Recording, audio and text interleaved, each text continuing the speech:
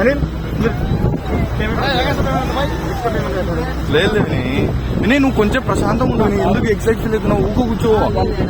లేదు వినయ్, ఏం లేదు. అయిపోయింది.